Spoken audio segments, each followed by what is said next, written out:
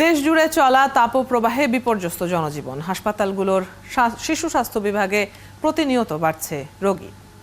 বেশিরভাগ শিশু হাসপাতালে ভর্তি হচ্ছে জ্বর, শ্বাসকষ্ট ও ডায়রিয়া নিয়ে। অনেক হাসপাতালে শয্যার চেয়ে বেশি শিশুকে ভর্তি রাখতে হচ্ছে।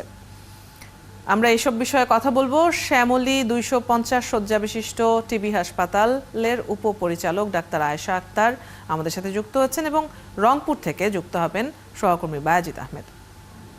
আমি শুরুতে একটু রংপুরের পরিস্থিতি জেনে নিতে চাই, তারপর অতিথির কাছে ফিরছি। বায়াজিদ, উত্তরবঙ্গের সবচেয়ে বড় হাসপাতাল রংপুর মেডিকেল কলেজ হাসপাতাল, সেখানে গরমজনিত রোগী কেমন ভর্তি আছে, চিকিৎসকরা কি বলছেন? ওয়ালটন ফ্রিজ কিনে অনেকের মতো আপনিও হয়ে যেতে পারেন মিলেনিয়াল। সেরা পণ্যের সেরা অফার।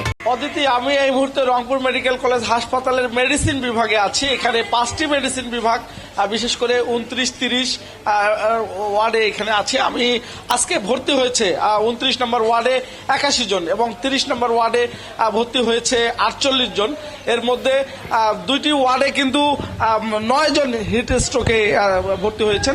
পাশাপাশি এই যে রংপুর মেডিকেল কলেজ হাসপাতালের যে 5টি ওয়ার্ড রয়েছে, গত এক সপ্তাহে কিন্তু প্রায় 450 থেকে 500 রোগী ভর্তি হয়েছেন এবং এই বেশিরভাগ রোগী কিন্তু এই হিট স্ট্রোক এবং ডায়রিয়া সহ শ্বাসকষ্ট এবং নানা রোগে ভর্তি হয়েছেন এবং এই যে প্রতিনিয়ত বাড়ছে। আপনি হাসপাতালের চিত্র দেখছেন, একেবারে এটি কিন্তু হাসপাতালের ভিতর নয়, এটি কিন্তু হাসপাতালের বাইরের বারান্দা, লবি, সেখানে কিন্তু বেড দেওয়া হয়েছে, অতিরিক্ত বেড, এবং মানুষ ফ্লোরে, বারান্দার ফ্লোরে আছে। অর্থাৎ মেডিসিন ওয়ার্ডের বাইরে কিন্তু এই চিত্রটা দেখছেন, ছবি, ভিন্ন ছবি। মানুষ কিন্তু অসহায় অবস্থায়, তীব্র গরমে একেবারে নাকাল পরিস্থিতির মধ্যে আছেন এবং আজকে 2টি ওয়ার্ডে ভর্তি ছিল রংপুর মেডিকেল কলেজ হাসপাতালে। 9 জন হিট স্ট্রোকে ভর্তি হয়েছেন এবং যদি বলি কর্তৃপক্ষের ব্যবস্থাপনা একেবারেই নাজুক, কারণ তাদের সে প্রস্তুতি নেই। নতুন করে যারা ভর্তি হচ্ছে তাদের সেবা শুশ্রূষা করার জন্য যে পরিমাণ জনবল এবং চিকিৎসক, নার্স দরকার, সেটি কিন্তু নাই। হাসপাতালের ওয়ার্ডের বাইরের চিত্র যদি এটি হয়, তাহলে ভিতরের চিত্র কিন্তু আরো ভয়াবহ এবং যদিও হাসপাতাল কর্তৃপক্ষ, পরিচালক বলছেন যে তারা স্বল্প জনবলে চেষ্টা করছেন। এই যে আপনি যে পরিমাণ বলছিলেন, রোগীর সংখ্যা যা বলছিলেন আজকে ভর্তি হওয়া, সেটি নিঃসন্দেহে দুশ্চিন্তার উদ্রেক করে। আমরা বায়াজিদের কাছ থেকে রংপুরের খবর জেনে নিচ্ছিলাম, ডাক্তার আয়েশা আক্তারের কাছে আসতে চাই এবারে। স্বাগত জানাচ্ছি আপনাকে 71-এ।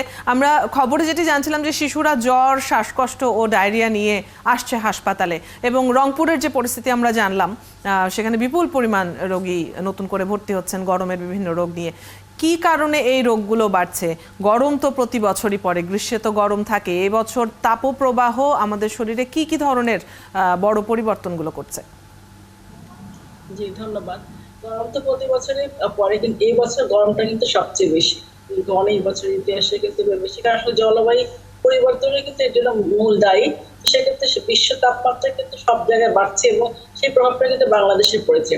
তো যেটা দরকার আমাদের প্রতিরোধমূলক ব্যবস্থাটা গড়ে তোলা, যেহেতু গরমটা অনেক বেশি, কারণ স্কুলে কিন্তু বন্ধ করে দেওয়া হয়েছে।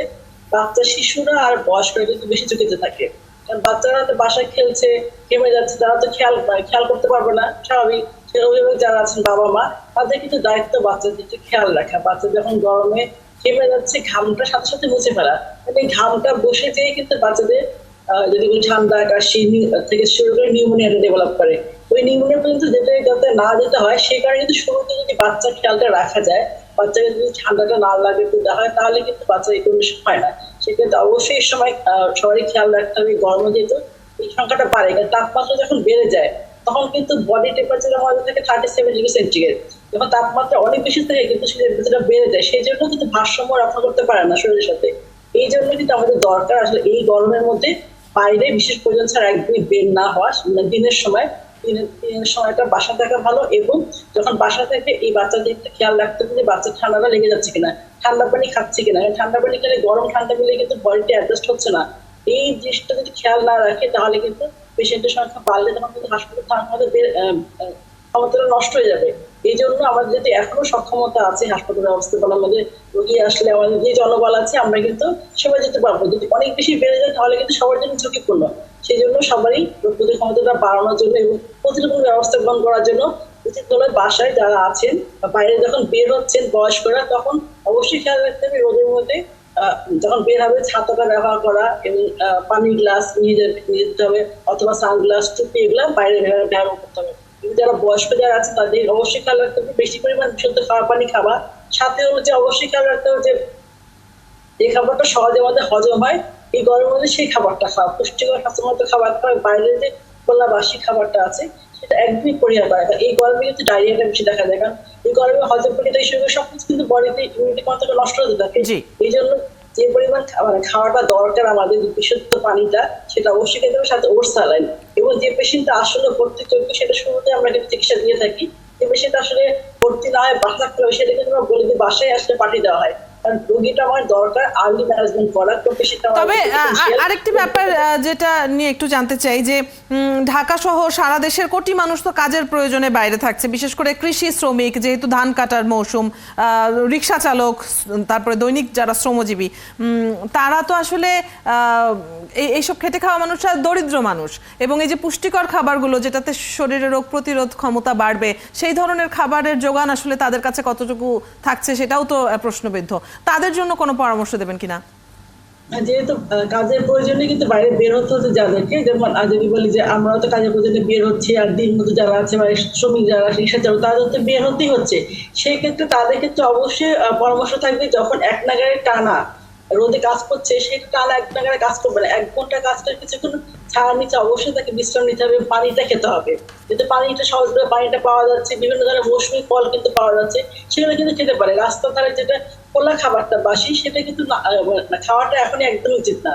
পানিটা অন্যান্য খাবার যে মৌসুমী ফলগুলো খেলো যেগুলো আরো সহজে খাওয়া যায় সেগুলো কিন্তু গ্রাম দেশে কিন্তু পাওয়া যায়, সেগুলো খেতে পারবে। এবং খেয়াল রাখতে হবে এই গরমে হিট স্ট্রোকটা থেকে দূরে থাকার জন্য অবশ্যই তাকে রোদের মধ্যে একটানা কাজ করবে না, কিছুক্ষণ সে ছায়াতে অবস্থান করে মুখে পানি ছিটাবে, একটু রেস্ট দিবে, তারপর সে কাজে নামবে।